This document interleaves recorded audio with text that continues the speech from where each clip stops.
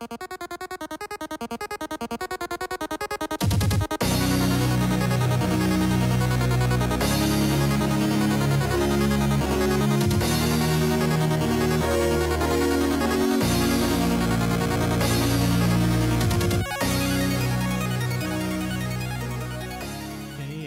welcome back to another Kraken Packs video. I am your host, MrBevers. That's right, this week we are back. It's time for Ravnica Allegiance's pre-release kits. We've got one of each guild. We're going to be doing all 5 guilds. We're going to be doing builds for each. Here we go. We're starting with Orzhov this week. Let's get right in. I hope you all had a fun time at your pre-releases. I hope you enjoyed and were able to play. If you weren't able to play, I hope you were able to at least maybe get some games in on Arena, since Arena did release the set as well, so you were able to play some, I believe, sealed on there. So of course we've got our nice Orzhov die that is blue and black. Is that I feel like the Orzhov die should have been black and white. Am I crazy in this? Why is this die blue? Interesting. I don't know. I don't know. Now, there is, I believe there is a token card in here. Let's see if we can't get it out. There's our little human token. On the back of it, it has our code for a free draft. I believe you can only redeem one per account, if it's the same as last time. So I'm going to try first, and we'll see. Our promo card is Ethereal Absolution, which this card is just bonkers in Orzhov. Luckily enough for me, when I did my pre-release over the weekend while I was at PAX, I didn't open this as my promo, but I opened it in one of my 5 packs in my Orzhov kit, and I was like, yes, this card has to go in. So now this pack of cards is all black and white. So this is a pre-seeded pack of black and white cards. It is actually random still, so the cards that you get in it may not be the same as the cards someone else gets in their pre-sealed pack. So like you might end up with some uncommons that are different than what other people got, so on and so forth. Can we I want to go the other way. Let's zoom out all the way so we have all the space to work with. Right? That makes sense. So let's put that there so that it's not like blinding people. There we go. All right, and then you get 5 packs. So we're going to do this like we normally do, which is we'll put this off to the side over here, and we're going to build our piles. So we're going to talk about Orzhov. So let's see what we can find. All right, where can we go here? Is this about right? Yeah, okay. Green, black, artifact.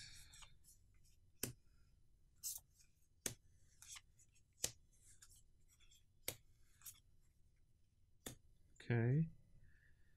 The Terramander is pretty cool. Bloodmist Infiltrator is actually pretty fun too. It's a 3/1 that can't be blocked if you sacrifice things. Oop, what am I doing? Put that in the wrong pile. And we got a Smothering Tithe, which is actually a really cool card. I think it's worth, what, $5 or so right now? Now, I mean, this is pre-release prices, so it might not be worth anything after the fact. It's got like a weird, like, little... It's got something stuck to it or something. Weird. I'll have to look at that later. I don't know if you guys can even see that, but there's like a little notch on the front of the card. See that? Right there. Right there. It's like something stuck to the front of the card, I think. Anyway, Smothering Tithe is a cool card. So it says, whenever an opponent draws a card, that player may pay 2. If the player doesn't, you create a colorless treasure artifact token with sacrifices to add 1 mana of any color. So essentially, they have to pay 2 mana. If they don't, you get a treasure token, which can then let you make more mana. So like it ramps you up, which is kind of cool. And then we've got, we're going to put our rares in this pile here, I guess. And then we got just a Simic Guild Gate and a Goblin token. That Goblin token looks actually pretty cool. I like that. I like the art on that. We'll just show it off here.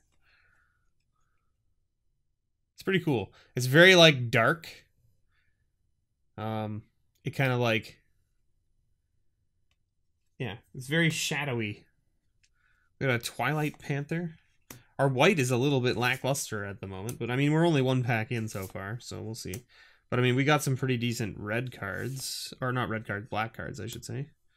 Thirsting Shade, yeah, good. Titanic Brawl. This card is like unbelievably bonkers in limited. It's a 2/5 with vigilance that can't be blocked. So essentially, it just swings every turn and can still block. And it's a 2/5, so it doesn't die to like all of the 4/4s and 4/5s and things that are in the format. Like, it's an absolutely ridiculous card. I won a fair number of games with this card during my sealed events. Burn Bright. We've got Thrall here. Okay, so let's put our artifacts up here. Because we need our white-black. Hey, we got a Skitter Eel. Look at that guy. We've got a Sphinx of the New Parav. Screaming Shield. Flames of the Raise Boar. And our rare is Lavinia, Azorius Renegade. 2/2 for 2. That says each opponent can't cast non-creature spells with converted mana cost greater than the number of lands that player controls. Whenever an opponent casts the spell, if no mana was spent to cast it, counter it. This card's actually really cool. It's not so great in limited per se, but I mean, it's still a 2/2 for 2. So I mean, it's still a bear. And it prevents them from basically having like Azorius lockets and things. Like essentially any artifacts that they have that generate mana, or creatures that generate mana, like the Incubation Druid or those types of guys. Those guys don't do anything anymore because they can't. I mean, they can still cast the spells as long as they have enough mana. They can cast, if they have 4 lands, right? They could cast a 3-drop and a 2-drop if they had a guy that makes mana or an artifact that makes mana, because they can cast the 3-drop because they have enough mana, right? They have enough lands, and then they can cast the 2-drop because they have enough mana still, right? And it's still less than the number of lands they control. But like at the same time, it's not a bad little card. Okay, so, and we got an Azorius Guildgate, which is good. We want to see the Azorius Guildgates because I've found more often than not, like when you're playing these guild kits, you're ending up like most likely splashing a 3rd color. Impassioned Orator is not bad for white. This is very good for pretty much any white or black deck. Rakdos Trumpeter, Gift of Strength, very good. Mediocre. This card's interesting. I don't know how I feel about it. I think it can be used properly in certain scenarios, but it's kind of also an awkward card to play. We got a Galloping Lizrog, Tower Defense. Ooh, Sphinx of the Guild Pack. This is a good uncommon to see. It can be played in any deck, and it's just a 5/5 flyer with hexproof for monocolor for 7 mana. So we can't complain about that. Holy moly, we got a 2nd Smothering Tithe. My goodness. My goodness. Opponents would... So, like, here's the thing is, opponents would expect... Like, maybe they have an answer to the first Smothering Tithe, or maybe they're ready to pay the 2 mana for the first Smothering Tithe every time they cast something. They are not ready to pay 4 mana for Smothering Tithe. Quench. Alright. This guy's interesting. The Rubble Slinger is very cool, because it's a 2/3 with reach for 3 mana.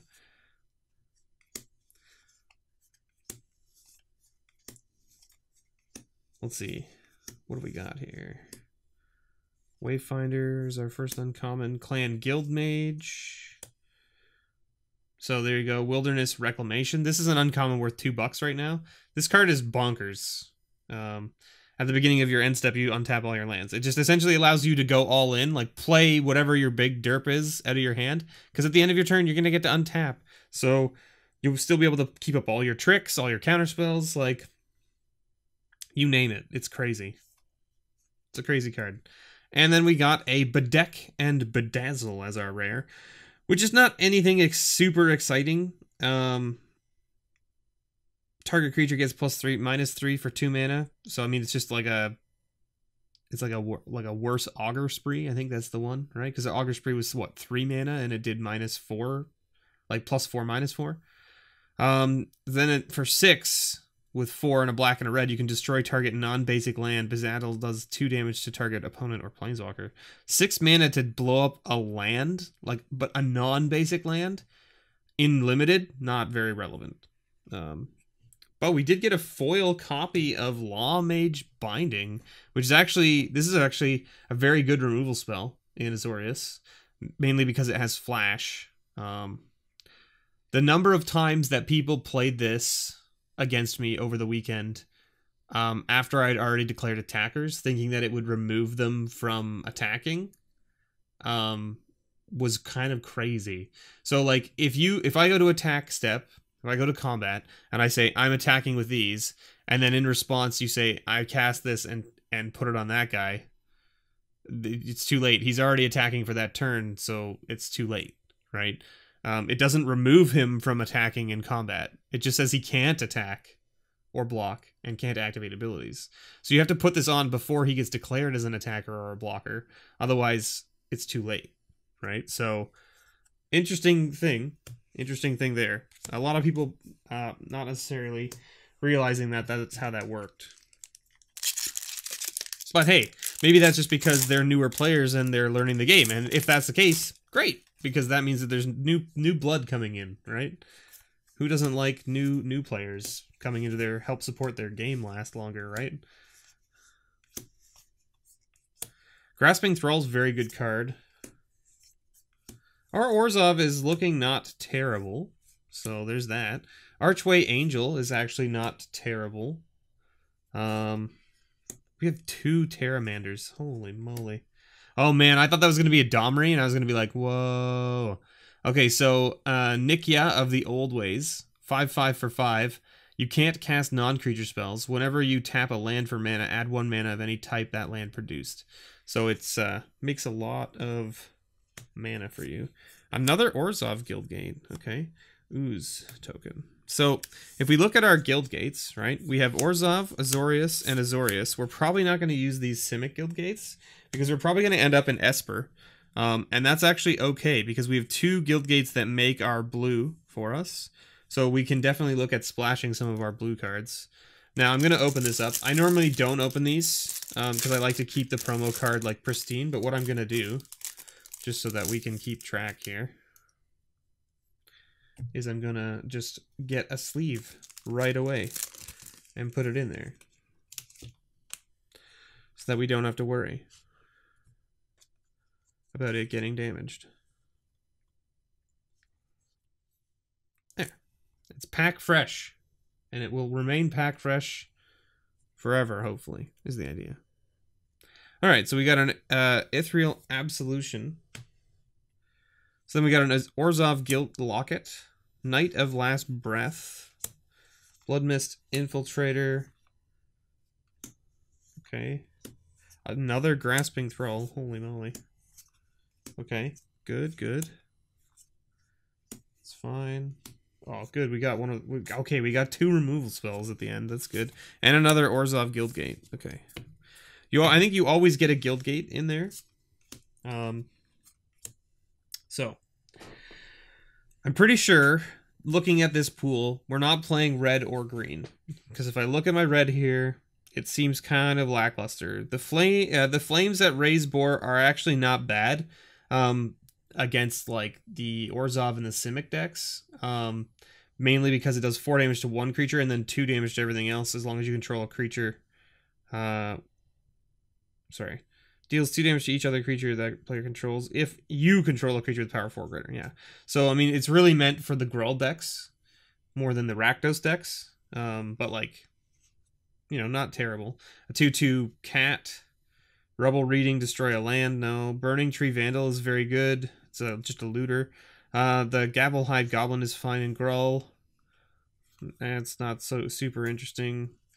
A 6/5 for 5 is just fine, and Skewer the Critics is a fine removal spell, but like not enough to make us go into red as our splash, especially since we don't have any Rakdos Guild Gates, and we have no Rakdos lockets or anything. So like we have literally no fixing for red and black. So we're probably not going that route.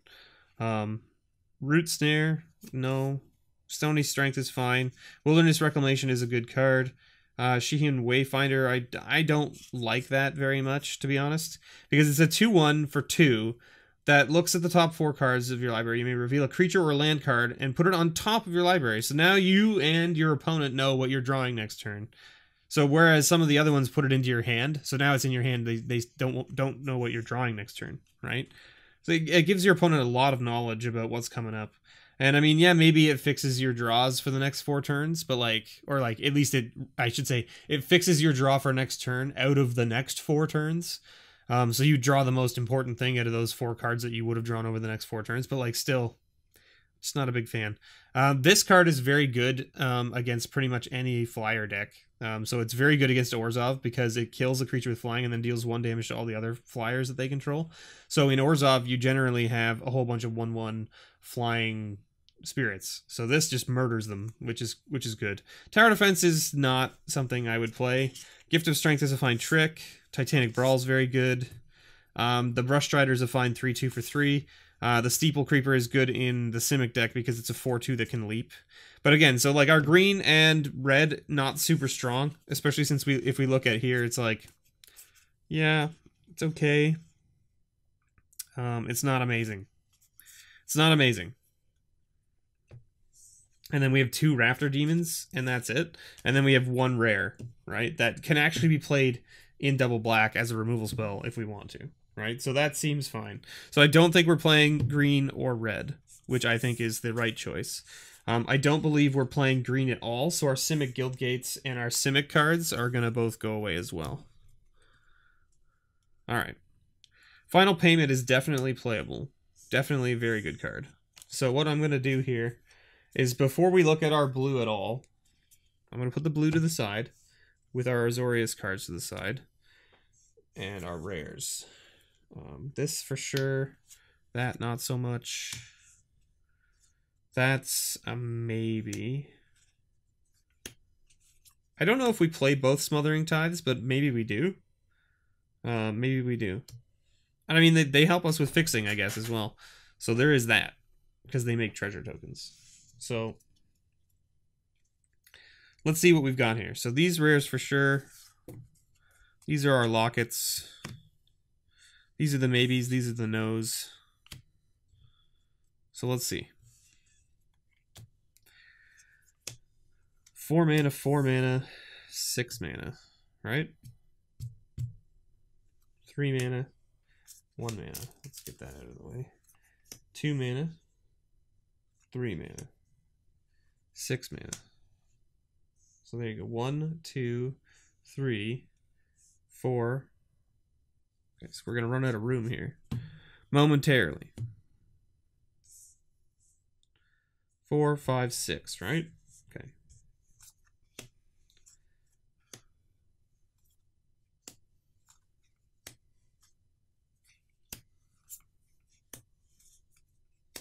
The Twilight Panthers are actually pretty decent in the Orzhov deck, just because they're a 1/2 for 1. So it blocks a bunch of 1/1s or X1s pretty profitably, and then you can pay a black to give it Death Touch, which is pretty nice. The Blade Brand seems like a pretty good trick as well. Good old Crocodile. Undercity's Embrace seems okay, but at the same time, I don't know what you would play. I feel like this is more like meant for a Rakdos deck, because Rakdos is more likely going to have the creatures with 4 power or more. The Azorius deck doesn't seem to have that very much.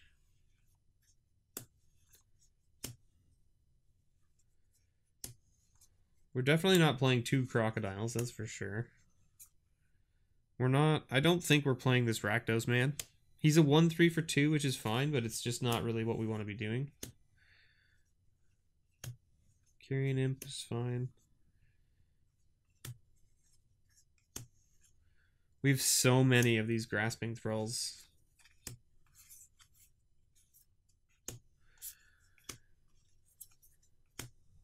And what is this? Sacrifice another non-token creature, create a 1/1.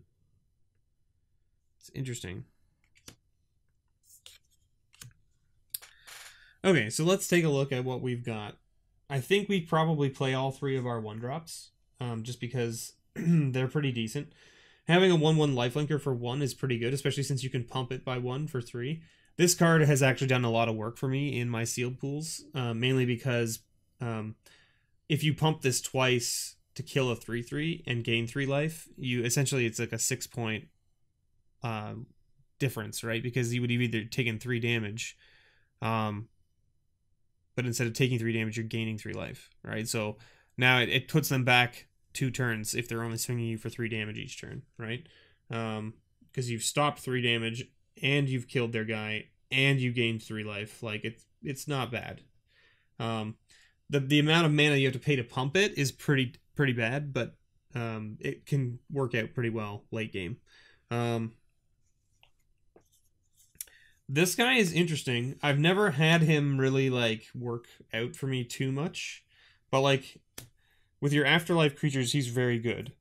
Concordia Pegasus just seems fine as well, the 1/3 flyer. Final Payment, very good removal spell. That's probably one of my favorite removal spells. In the common slot, for sure. But the Orzhov removal spell is very good. It's like white and black, and you either sack a creature or pay 5 life and destroy something. So for instance, I got blown out one game by my opponent playing this. He paid the 5 life, did this, removed my, I think it was like a 2/2 or a 2/3 or something like that off the table. So he paid 5 life to get rid of like a pretty crappy creature, but it was because he had a Viscopa Vampire in play. So he paid 5 life and then swung me for 3 and gained 3 back. So really he only paid 2 life to remove my creature, which is a pretty good trade when you think about it. So this card works out pretty well, especially when you have some life gain. Justicar's Portal, I'm not sure how I feel about it. It seems interesting. It's more of like a defensive card than anything. Because you exile a creature you control, return it to the battlefield, and then it gains first strike. So, I mean, really it's meant for blocking purposes, because you can't do it in combat when you're attacking, because it won't be attacking if you remove it and put it back. However, it's also just a fine trick to get your creatures to basically have protection from removal spells and stuff. So, I mean, there is that as well. Blade Brand, I feel like playing 1 Blade Brand is probably enough. You probably don't need 2. The vampires for sure get played. They're very, very good. Okay, so then we have 2 of these infiltrators. The problem right now that we have is that we don't have a lot of Afterlife early game, right? And that's one of the main issues that I've been seeing with my pools over the weekend. Is that, so like this guy we would have to play for sure, because he's got Afterlife 2, so he makes 2 1/1s, right? But like the only other creature that makes a 1/1 when it dies is our Oil Arc, right?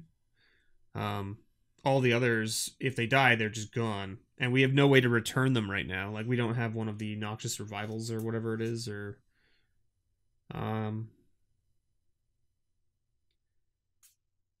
I would say, like, you probably want to play the Noxious Gurdian over the 10th District Veteran.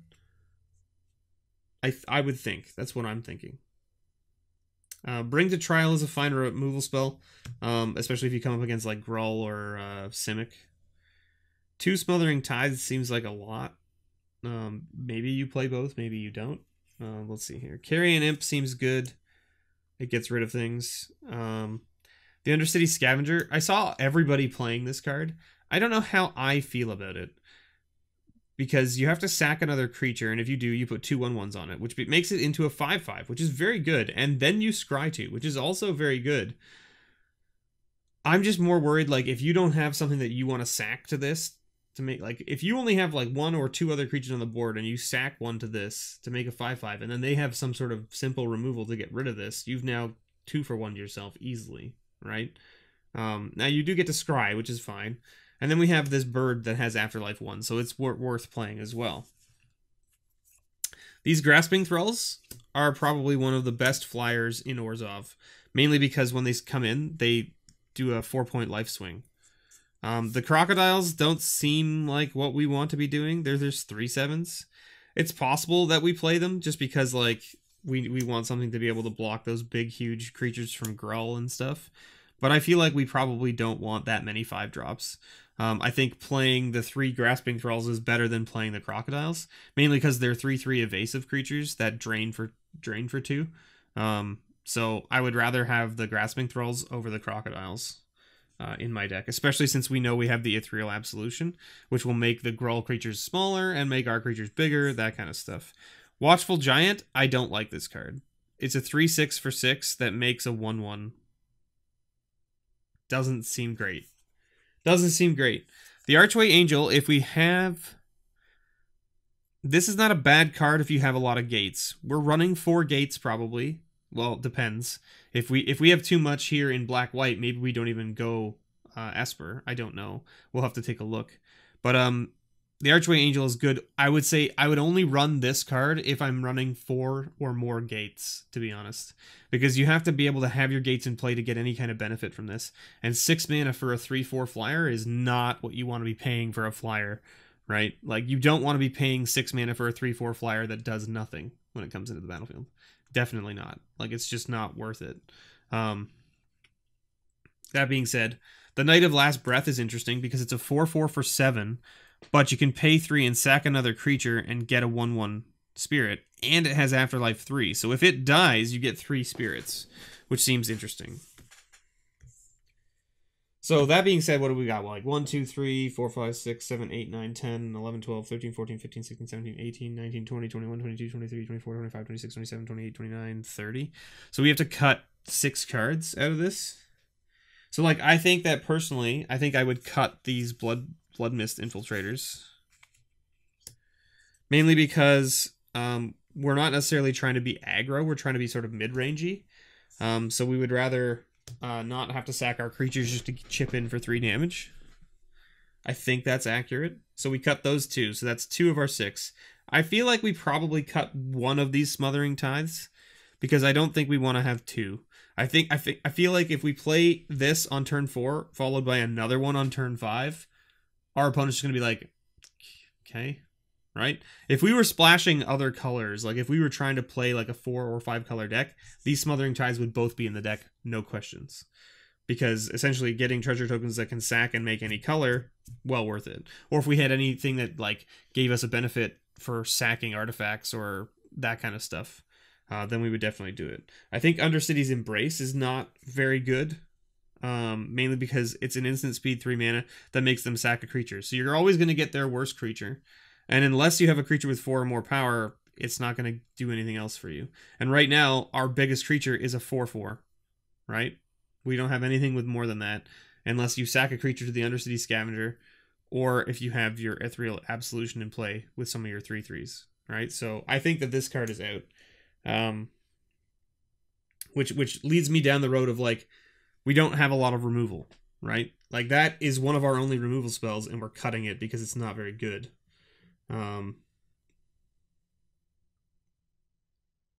Because right now we have 1 Bring to Trial and 1 Final Payment, and that's all we have for removal. So that's kind of rough, right? That's kind of rough, which is why I was talking about in the Azorius stuff. Like this Law Mage's Binding is very good for us because it's a nice removal spell. Chillbringer is fine because it taps something down for a whole turn, right? So I mean, we could play the Bedeck as well because it's just double black, which is a removal spell for 2 black that gives -3, so it can kill a 3/3 or like an X3, right? So maybe you play the Bedeck and Bedazzle just because it's a removal spell that replaces that Undercity's Embrace. Because like, think of it this way, Undercity's Embrace for 3 mana is probably going to end up getting a 2/1 or a 1/1, and possibly one that sacks and makes a dude. So you're like, well, that doesn't work out for me. Whereas Bedeck lets you pick what you kill, and you end up getting something with most likely 3 toughness. So it's just better. It's just better in my opinion. So let's see here. So we've cut what, 3 cards and added 1. So now we've got to cut 4 more cards still. Okay. Right? Because we've got 2, 3, 4, 5, 6, 7, 8, 9, 10, 11, 12, 13, 14, 15, 16, 17, 18, 19, 20, 21, 22, 23, 24, 25, 26, 27. Yeah, so we've cut 3. We need to cut 3 more to get to where we can have 16 lands in the deck.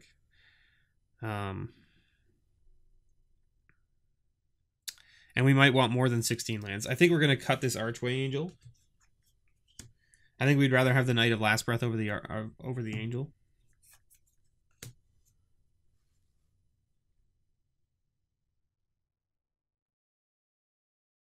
It's possible that we cut one of these impassioned orators, just because we're not really trying to gain that much life.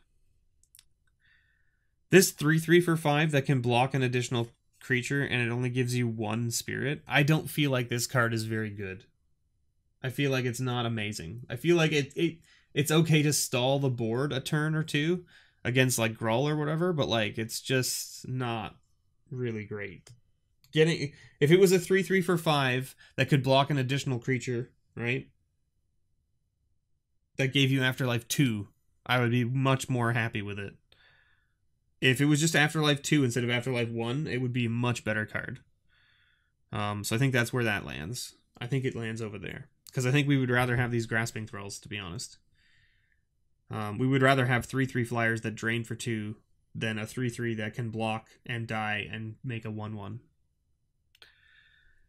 So then, that being said, we've now cut 5 cards, I think, right? Yeah, because we cut 1 from here and 1 from here. So we need to cut 1 or 2 more cards, depending on how many mana we want to have.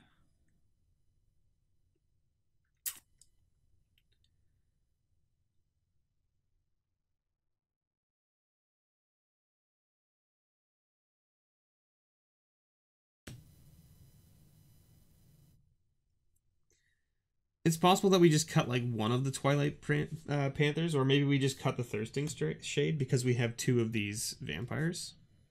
It's possible.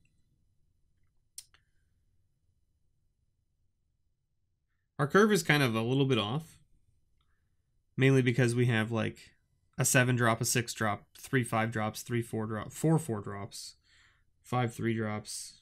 I guess it's not terrible.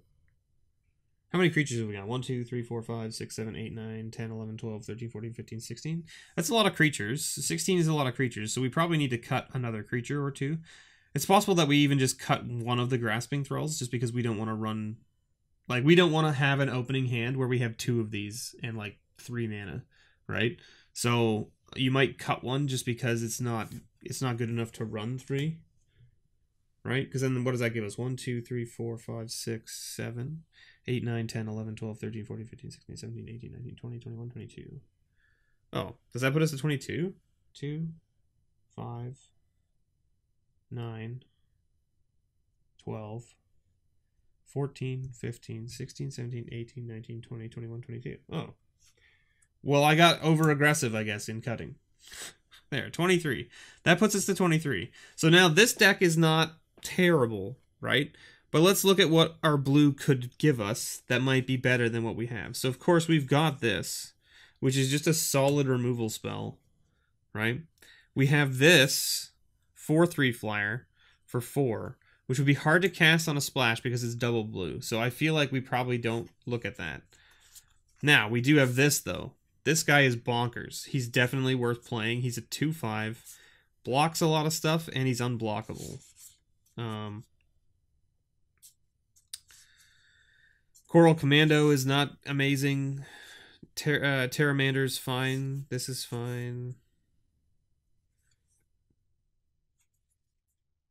I don't think we want that. So I think, if anything, you're running like the Terramanders, the Chillbringer, and Lavinia. Now, Lavinia is a little bit too hard to cast, I think, with our fixing, because she's a white and a blue. And I think the Terramanders are too hard to cast, because they're only 1 blue. So I think you're looking at... I think I would splash the Lawmage's Binding and the Azorius Knight, and then maybe the Chillbringer, if you want it, over one of the Grasping Thralls, just because it taps something down and lets you get in. That being said, I don't think we necessarily need the blue. I might just splash these 2 cards just because we can with the 2 Guild Gates we have, as well as we do have a Locket, I believe, right?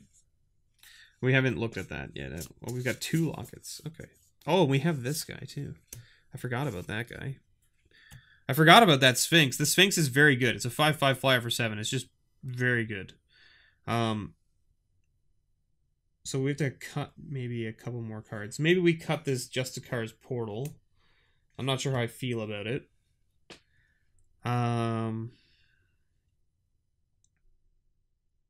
We want stuff to help us get to our Ethereal Absolution, because that's where we're going to make bank, right? If we play this, this is what's going to seal the game for us, because it gives all our creatures +1 and gives all their creatures -1. And then for 4, we can exile a card from their graveyard, and if it's a creature, we get a spirit, right?